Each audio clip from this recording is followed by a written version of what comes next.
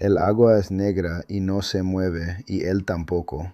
El regulador está en su boca y el aire pasa, pero no es suficiente, nunca es suficiente, porque su pecho no puede expandirse contra la roca, y cada respiración cuesta más que la anterior, y su manómetro cae por debajo del rojo, y las piernas del hombre frente a él siguen pateando, siguen levantando el lodo del fondo del túnel en una nube que ha engullido todo, las paredes, el techo, sus manos frente a su cara, todo desaparecido, reemplazado por la oscuridad absoluta que vive en el fondo de la tierra, donde ninguna luz ha llegado jamás, y no puede avanzar, y no puede retroceder, y su nombre es Marcus Webb, y va a tener que tomar una decisión para la que ningún entrenamiento lo prepara, y que ningún Dios le perdona, y que ninguna cantidad de tiempo entierra jamás por completo. Están viendo The Human Limit. Soy su presentador. Si tienen el estómago para historias de supervivencia que no se limpian antes de terminar, que no envuelven el horror en una lección y lo llaman resuelto, entonces este canal es exactamente el lugar al que pertenecen. Pulsen el botón de suscripción, denle like, no les cuesta nada.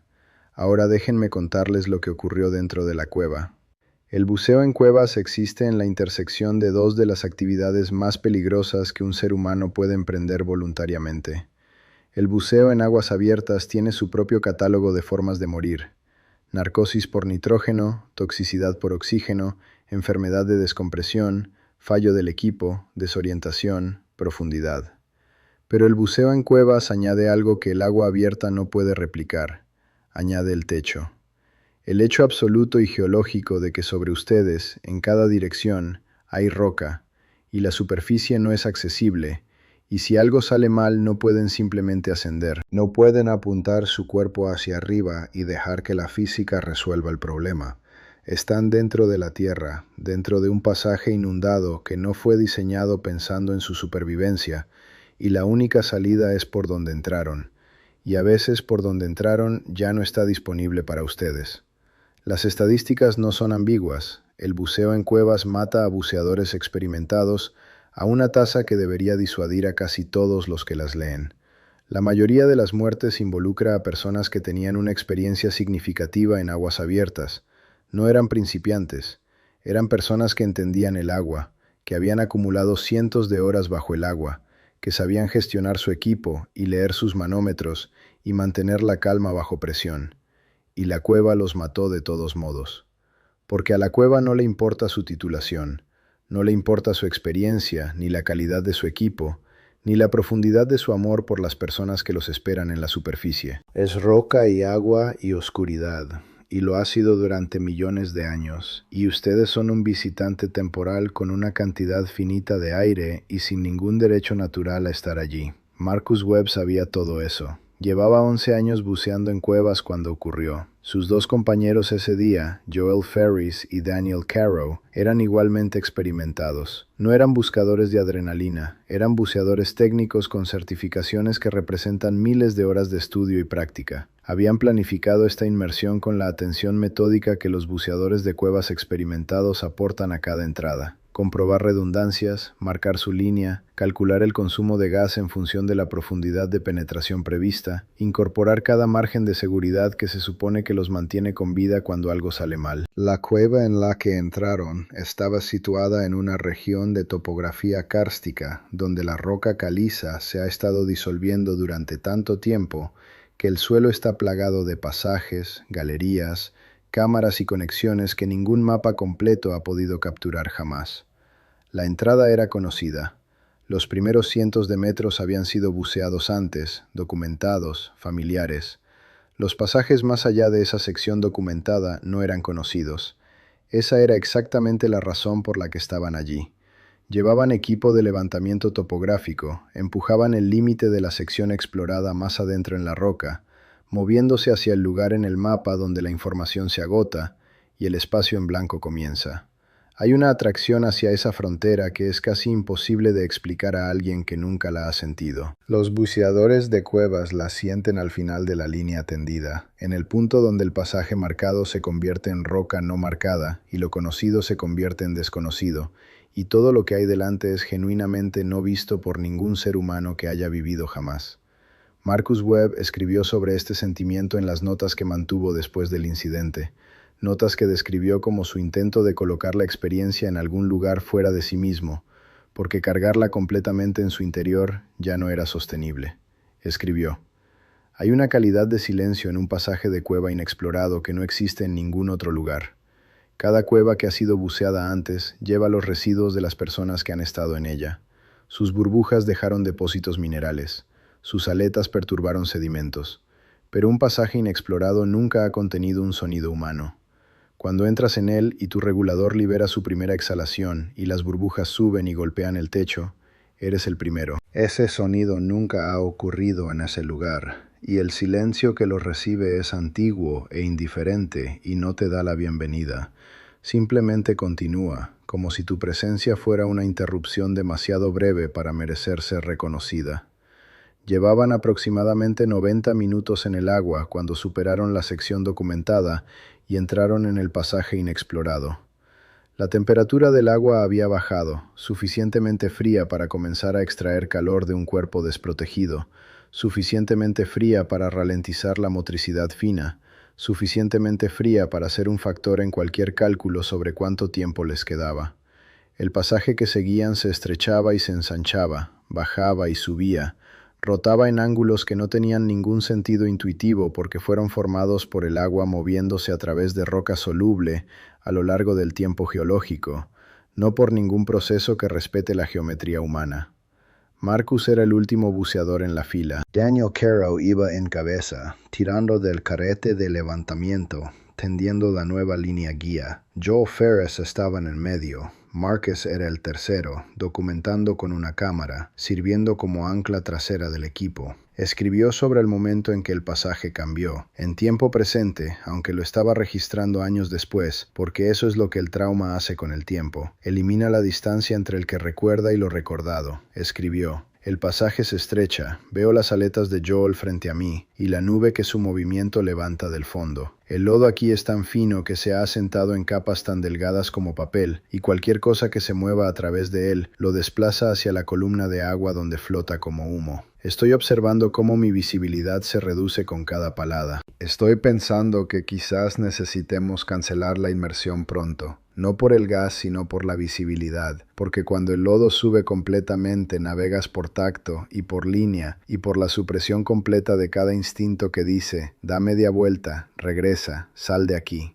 Daniel es el primero en atravesar la restricción. Lo sé porque el movimiento de las aletas de Joel cambia. Ya no son las paladas largas y lentas de un buceador en agua abierta. Son movimientos cortos y bruscos, luego una parada, luego de nuevo en un ritmo diferente. Y entiendo antes de poder ver nada que Joel ha llegado a una restricción y la está negociando, trabajando su cuerpo a través de un estrechamiento que requiere técnica e inmovilidad y gestión controlada de la flotabilidad. Todavía no entiendo qué tipo de restricción es. La restricción que atrapó a Joel Ferris era lo que los buceadores de cuevas llaman un ojo de cerradura. Un pasaje cuya sección transversal no es circular ni ovalada, sino irregular, donde la roca se ha roto y desplazado de maneras que crean una forma que admite ciertas configuraciones de un cuerpo humano y rechaza otras con una precisión que parece casi deliberada. Los ojos de cerradura se encuentran entre las características más peligrosas de un sistema de cuevas, porque pueden permitir la entrada y denegar la salida. Un buceador puede encontrar el ángulo que lo deja pasar en una dirección y ser completamente incapaz de encontrar el ángulo en la otra. Joel entró de cabeza. Estaba hasta los hombros cuando la restricción se reveló. Sus botellas se engancharon en el borde superior del estrechamiento en exactamente el ángulo que hacía imposible el movimiento hacia adelante y convertía la extracción hacia atrás en un problema que sus manos no podían resolver. Podía sentir la roca en ambos lados, encima y debajo, la presión específica de la caliza que no ha cambiado de posición en 10.000 años. Podía sentir que estaba encajado y que empujar más fuerte no ayudaría y que necesitaba exhalar, y no podía exhalar completamente porque no había espacio para que su pecho se contrajera. Marcus Webb estaba observando las aletas. Escribió: «Se detienen y comienzan y se detienen de nuevo, y estoy lo suficientemente cerca para poner mi mano en el tobillo de Joel, y lo hago. Envuelvo mi mano alrededor porque es la única comunicación disponible entre nosotros, y a través de mi mano siento cómo cambia la calidad de su movimiento. Ya no es el movimiento controlado de un buceador trabajando una restricción. Es algo diferente. El movimiento de un cuerpo que usa sus músculos de maneras que el entrenamiento no prescribe. El movimiento del esfuerzo sin técnica. Y sé lo que eso significa. Nunca lo había sentido antes, pero sé lo que significa. De la misma manera que uno sabe ciertas cosas sin haberlas aprendido jamás, porque el cuerpo entiende antes de que la mente termine de formar el pensamiento. Está atascado. La palabra es tan pequeña. Está atascado y estamos a más de 2 kilómetros de la entrada y el lodo está en el agua y mi manómetro dice que hemos consumido más gas del calculado y el suyo, que puedo estimar a partir de nuestra tasa de consumo compartida, dice lo mismo. Y la restricción que lo tiene está encima de mí y no puedo pasarlo y no puedo volver porque él está entre yo y la línea es el único camino a casa. Así es como se sienten 45 minutos de aire en una cueva. No como 45 minutos en ningún otro contexto. Cada respiración es un evento contable. Cada exhalación es una sustracción. Sienten la columna de gas en sus botellas de la misma manera que sienten el peso de una mochila aligerándose kilómetro a kilómetro, y en una cueva esa sensación no es gradual y abstracta, sino inmediata y concreta, y vinculada a un número en un manómetro que comprueban de manera compulsiva, cada 30 segundos, porque la comprobación es lo único disponible que se parece al control. Marcus Webb estaba en el fondo del túnel de restricción con las piernas de Joel frente a su cara, una nube de lodo cerrando el mundo a un radio de 50 centímetros, y aproximadamente 40 minutos de gas respirable restante en sus botellas. Intentó todo lo que el entrenamiento le había enseñado. Intentó guiar a Joel a través de cambios de posición apretando sus tobillos en patrones acordados antes de la inmersión como sistema de comunicación. 3 apretones para retroceder, 2 para ajustar posición, 1 para detenerse. Joel sintió las señales. Joel intentó responder. Durante aproximadamente 10 minutos trabajaron a través de cada combinación de ajuste que la restricción permitía, cada ángulo que Joel podía lograr en el espacio disponible. La roca no lo liberó. Marcus escribió: intento posicionarme encima de él. Hay una repisa de roca a mi izquierda que podría darme una posición para empujar desde un ángulo diferente, y me subo a ella y empujo, y Joel avanza quizás 3 centímetros, quizás 5, y luego la roca no cede nada más. Empujo hasta que mis brazos tiemblan, empujo hasta que el esfuerzo eleva mi frecuencia respiratoria hasta un punto donde siento el gas irse rápido, más rápido de lo que el manómetro puede rastrear en tiempo real, y sé que estoy gastando minutos de aire en centímetros que no son suficientes, y no serán suficientes porque el problema no es la fuerza, el problema es la geometría. La forma del cuerpo de Joel y la forma de su equipo y la forma de este trozo de caliza no permiten la configuración requerida para el movimiento hacia adelante, y ninguna fuerza aplicada desde atrás cambia la geometría. La roca no va a remodelarse, Joel no va a remodelarse, la única variable que queda soy yo. 30 minutos de aire. Escribió: cuento mis respiraciones, 4 en la inhalación, 4 en la exhalación. En el espacio entre el conteo y la respiración, intento pensar con la parte de mi mente que no está en llamas, con la parte que todavía puede hacer aritmética. Hecho 1, Joel no se libera. Hecho 2, ninguno de los dos tiene suficiente aire para esperar aquí a un rescate que no va a llegar. Hecho 3, se desprende del 1 y del 2, de la manera en que una conclusión se desprende de sus premisas. No requiere ningún compromiso emocional para producirse, frío y exacto, y esperándome al final de la secuencia lógica, como una habitación que no puedo evitar entrar. No escribe ese hecho, no en esos términos. Escribe alrededor de él. Describe detalles físicos de los minutos siguientes, y cualquiera que lo lea puede ver el hecho tomando forma en el espacio negativo entre esos detalles, verlo acercándose con la firmeza deliberada que no es la ausencia de miedo, sino su gestión. 22 minutos de aire, escribió. Joel ha dejado de moverse, no ha dejado de intentarlo, ha dejado de moverse. Su cuerpo está quieto en la restricción, y esa quietud es peor que la lucha, porque la lucha significaba tiempo, y la quietud significa que ha llegado al mismo cálculo al que yo he llegado. No sé lo que está pensando, pero sé lo que está sintiendo, porque puedo sentirlo a través del agua entre nosotros, a través de la piedra que nos conecta, a través de la oscuridad absoluta que nos rodea a los dos por igual. Está mirando hacia adelante en un pasaje que puede o no abrirse más allá de la restricción. No sabe si Daniel llegó a una cámara, encontró una bolsa de aire. Entre nosotros tenemos 22 minutos de gas en mis botellas y lo que quede en las suyas, a las que no puedo acceder pero que empezaron más bajas que las mías porque él ha estado trabajando más duro y respirando más rápido. Escribió. Miro su regulador, miro la manguera, miro la válvula. Y no escribo lo que pienso. Escribirlo requeriría hacerlo existir fuera de mí mismo de una manera para la que todavía no estoy listo.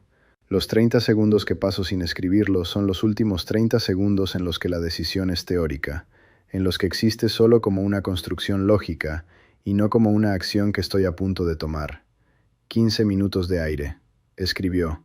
Hay una cosa para la que el entrenamiento no te prepara y que ningún curso de certificación aborda, y que la literatura sobre psicología de supervivencia solo toca desde afuera, desde la distancia clínica de alguien que no estaba dentro de la cueva. Esa cosa es la calidad específica del momento en el que entiendes que el cálculo abstracto de la supervivencia se ha convertido en una tarea física concreta con pasos. Hay pasos. Conocía los pasos, no porque hubiera ensayado esta secuencia particular, sino porque conocía a su equipo con la completitud que los buceadores técnicos alcanzan a través de miles de horas de práctica. Cuando entendió cuáles eran los pasos, se ensamblaron en su mente con una claridad que describe como la experiencia mental más perturbadora de su vida, más perturbadora que el miedo, más perturbadora que el frío o la oscuridad, porque no era desordenada ni caótica, era clara, era ordenada, el tipo de comprensión procedimental lúcida que la mente produce cuando ha aceptado completamente una situación y se está organizando para actuar dentro de ella. Escribió, la temperatura del agua es de 9 grados, mis dedos responden, pero lentamente. El lodo se ha asentado ligeramente.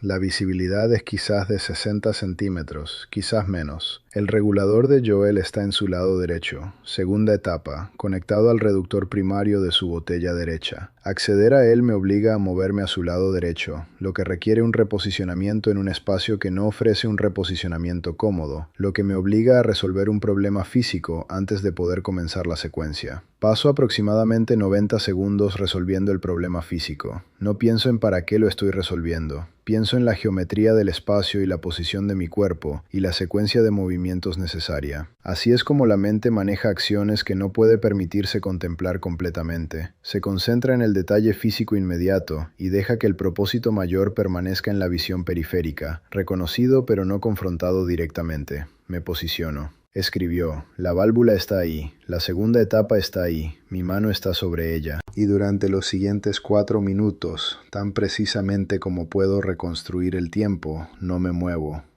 Estoy en contacto con el equipo y en contacto con Joel, y puedo sentir a través de mi mano en su regulador el movimiento de su respiración, su ritmo, su cadencia, la calidad específica de la inhalación y exhalación de un hombre que tiene miedo y frío, y se está quedando sin aire, y que espera, creo, con un conocimiento de lo que va a ocurrir que no puedo confirmar, y del que nunca sabré si llegó a él antes que yo, o después, o exactamente en el mismo momento. 11 minutos de aire, escribió. No digo adiós porque no tengo manera de decirlo, y porque decirlo convertiría lo que estoy a punto de hacer en algo que requiere una calidad de reconocimiento formal, que no puedo sostener en este espacio, en este frío, con 11 minutos entre mí y el mismo resultado que estoy a punto de determinar para él. Lo que hago en cambio es poner mi otra mano en su tobillo. Lo sostengo durante una duración que no puedo medir y que se sintió tanto muy corta como muy larga. Y entonces comienzo. La secuencia que describe en las páginas que siguen es clínica. La escribe en el mismo tono que un mecánico podría usar para describir los pasos de una reparación. No es insensibilidad, es disociación al servicio de la conclusión. La mente operando a un nivel de distancia práctica porque la única manera de continuar es no estar completamente presente en el significado de cada paso mientras se ejecuta. Escribe sobre válvulas y presiones y resistencia física y el espacio disponible. Escribe sobre el peso del equipo y los ángulos requeridos y la gestión de su propia flotabilidad mientras la configuración de los cuerpos en el pasaje cambiaba. Escribe sobre la resistencia de la roca y la dirección de la línea y la manera en que la oscuridad era absoluta y completa e idéntica en todas las direcciones. No escribe sobre la cara de Joel Ferris, No puede verla. No la vuelve a ver jamás. Escribió: estoy al otro lado de la restricción. No sé exactamente cuánto tiempo tardó. Mi manómetro marca 8 minutos. El pasaje más allá se abre inmediatamente en una cámara significativa, con un techo lo suficientemente alto como para que mis burbujas no lo alcancen antes de disiparse, lo que significa que puede haber una bolsa de aire en la parte superior, lo que significa que Daniel Carrow, si llegó a esta cámara, puede haber tenido opciones que Joel y yo nunca tuvimos. Este pensamiento llega a mi mente como una piedra lanzada en agua tranquila, y siento sus ondas moviéndose a través de cada parte de mí, y no dejo de moverme porque detenerme significa usar aire que no tengo, y pensar pensamientos que todavía no puedo sobrevivir. Daniel Carrow estaba en la cámara. Había encontrado la bolsa de aire. Había estado en ella durante 31 minutos, racionando su respiración, presionando su cara contra el techo, donde una bolsa de gas atrapado le ofrecía tiempo prestado. Estaba vivo. No sabía lo que había pasado detrás de él en la restricción. No lo supo hasta que Marcus Webb atravesó el pasaje y emergió en la bolsa, y se miraron en el delgado haz de la lámpara restante, y el recuento de quién estaba presente se realizó en el silencio entre dos hombres que habían estado en la oscuridad el tiempo suficiente para saber que el silencio puede contener más información que las palabras. Salieron. El camino de regreso fue navegado con gas mínimo, sobre los márgenes de reserva incorporados en cada inmersión. Emergieron a la superficie. El sol estaba ahí. Los árboles estaban ahí. La calidad particular de la luz del día ordinaria que una persona que ha estado bajo tierra experimenta como algo casi violento en su normalidad, su alegre indiferencia a lo que ocurrió debajo. Marcus Webb se sentó en la orilla durante mucho tiempo. No describe lo que pensó, describe lo que vio: la superficie del agua, la entrada de la cueva, el equipo que todavía llevaba puesto, sus manos, el manómetro marcando vacío, el cielo. La investigación que siguió concluyó de forma consistente con el relato de Marcus Webb. Joel Ferris había quedado fatalmente atrapado en una restricción en ojo de cerradura, a una profundidad que hacía imposible el rescate dado el gas disponible. Ninguna decisión que cualquiera de los tres buceadores tomara fue negligente según los estándares de su disciplina. Planificaron según la metodología aceptada.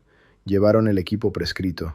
Se encontraron con un peligro que la metodología no puede totalmente prevenir, porque el peligro era geológico y específico, y desconocido e imprevisible. Marcus Webb leyó ese informe muchas veces en los años que siguieron, de la manera en que la gente regresa a documentos que sienten que deberían resolver algo. El informe le dijo lo que ocurrió, le dijo que hizo lo que la situación requería, no le dijo cómo dormir, escribió: hay una versión de esta historia que me he contado muchas veces. En esta versión la decisión que tomé se caracteriza como la única decisión disponible, lo cual es exacto, y por lo tanto no realmente una decisión en absoluto, lo cual no es exacto. No desde adentro.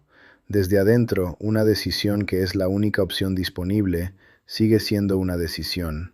Sus manos se mueven de todas formas. La secuencia tiene pasos de todas formas. Su cuerpo ejecuta la tarea de todas formas, y cuando termina, usted sigue siendo la persona cuyas manos se movieron, y cuya mente, clara y ordenada, y funcionando a un nivel de precisión que se sintió casi inhumano en el momento, ensambló la secuencia, y la inició, y la llevó a su término. Las matemáticas no regresan en el tiempo, y mueven sus manos por usted. Usted las mueve. Esa es la parte que el informe no aborda. Esa es la parte que nada aborda, no completamente, no de una manera que se resuelva. Volvió al buceo en cuevas, no de inmediato, no durante mucho tiempo, pero eventualmente volvió, porque la alternativa era dejar que la cueva tuviera la última palabra, dejar que lo que ocurrió en la oscuridad definiera los límites de lo que era posible encima de la superficie en la luz. Decidió, en algún momento de los largos y difíciles años entre el incidente y su primera reentrada en un pasaje inundado, que no estaba dispuesto a otorgarle a la cueva esa autoridad sobre su vida. Bucea con un compañero comprueba el gas, comprueba las restricciones de antemano, metódicamente, con herramientas diseñadas para la evaluación de las dimensiones de los pasajes, con un rigor que sus compañeros describen como superando todo lo que han encontrado en otro buceador. Tiende su línea y lee su manómetro y marca sus puntos de retorno y hace cada una de las cosas que el entrenamiento prescribe y la experiencia refuerza. Y cuando está profundo en un sistema, en la sección inexplorada, en el silencio que nunca ha contenido un sonido humano, se mueve a través de él con la calidad específica de atención que pertenece a una persona que sabe, no de manera abstracta sino visceral, no teóricamente sino en las células de sus manos y la memoria registrada de sus músculos, exactamente lo que la oscuridad puede contener. Marcus Webb, cuando se le preguntó qué querría que la gente se llevara de su testimonio, hizo una larga pausa antes de responder. Dijo, quiero que entiendan que hay situaciones en las que todas las decisiones son correctas y el resultado sigue siendo lo que es. Quiero que se sienten con eso, no que lo arreglen, no que lo resuelvan, no que extraigan de ello un protocolo o una lección o una tranquilidad, solo que se sienten con eso. Porque las personas que han estado en esas situaciones tienen que sentarse con ello cada día.